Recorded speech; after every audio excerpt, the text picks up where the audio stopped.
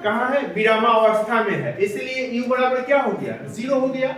लेकिन यही वस्तु S दूरी तय करती है और यह कहाँ पहुंच जाती है, बिंदु B पर पहुंच जाती है, तो इसका वेग क्या हो जाता है, v हो जाता है।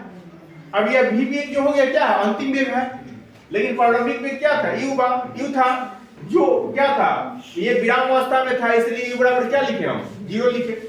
चलिए यहां देखिए हम लोग गति के समीकरण से जानते हैं v स्क्वायर बराबर u स्क्वायर प्लस 2as होता है, इसको हम लोग मान लिए एक समीकरण। हाँ बोलिए, कौन बोला है, क्या दिक्कत है, बोलो बाबू। तो यहाँ पर याद हम क्या किए थे, जब हम पढ़े थे वर्क और एनर्जी, उसमें हम याद किए थे W बराबर F, यही फॉर्मूला में याद किए थे, यही फॉर्मूला में निकाले थे।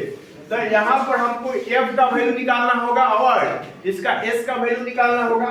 तो हम जान रहे हैं गति का जो समीकरण है वो होता है v स्क्वायर बराबर u स्क्वायर प्लस 2as।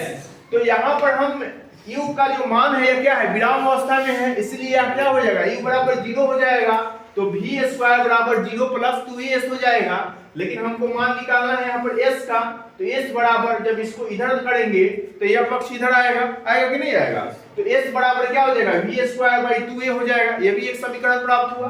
दूसरा चीज हम सीखे हैं कि न्यूटन की गति का जो द्वितीय नियम है उससे हमको मिलता है 1 बराबर ma, यानी फोर्स बराबर मास इंटू एक्सेलरेशन मिलता है ना, बल बराबर द्रव्यमान गुना त्वरण।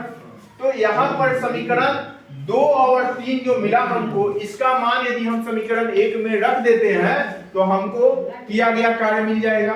तो यहाँ पर W बराबर जो Fs है, तो F का मान क्या आया है, ma आया है न्यूटन के द्वितीय नियम से, और यहाँ पर s का मान आया है v स्क्वायर बाई 2a, और ये क्या हो जाएगा, कैंसिल हो जाएगा, तो हमको मिलेगा यहाँ पर 1/2 है, तो क्या मिलेगा 1/2 mv स्क्वायर।